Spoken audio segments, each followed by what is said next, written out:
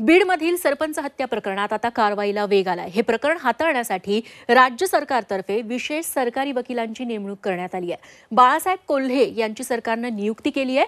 पाहुयात हत्या प्रकरणातील आतापर्यंतची कारवाई या रिपोर्टमधून।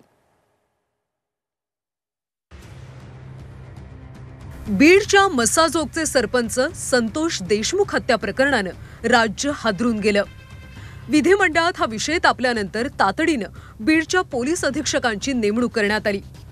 त्यानंतर आता राज्य सरकारतर्फे विशेष सरकारी वकील म्हणून बाळासाहेब कोल्हे यांची नियुक्ती करण्यात आली आहे। हे हत्या प्रकरण योग्य प्रकारे हाताळण्यासाठी राज्य सरकारनं विशेष सरकारी वकिलांची नेमणूक केली आहे। 9 डिसेंबर रोजी सरपंच संतोष देशमुख यांचं अपहरण आणि हत्या करण्यात आली। हत्येनंतर पोलीस ठाण्यात गुन्हा दाखल झाला। पोलीस अधीक्षक अविनाश बारगळ यांची उचलबांगडी करण्यात आली।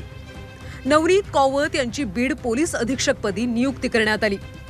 या प्रकरणी आतापर्यंत 4 आरोपींना अटक करण्यात आली आहे। या प्रकरणाची SIT आणि न्यायालयीन चौकशीचे आदेश देण्यात आले।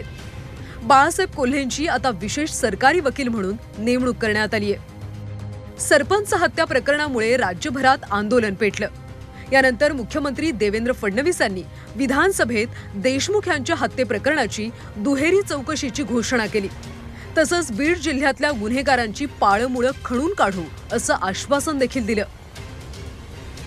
प्रकरण पेटल्यानंतर राष्ट्रवादी काँग्रेसचे ज्येष्ठ नेते शरद पवार आणि त्यापाठोपाठ उपमुख्यमंत्री अजित पवार आणि इतरही नेत्यांनी मस्साजोगला भेट दिली, मदतीची घोषणाही केली।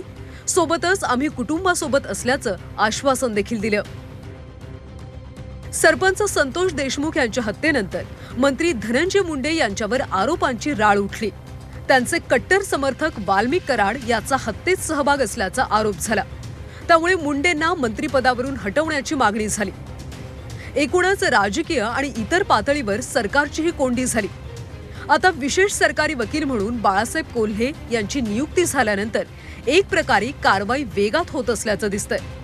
आता राजकीय लागेबांधे दूर ठेवून आणि सर्व कंगोरे लक्षात घेऊन तपासाची अपेक्षा बीडकरांची आहे। ब्युरो रिपोर्ट, झी 24 तास, मुंबई।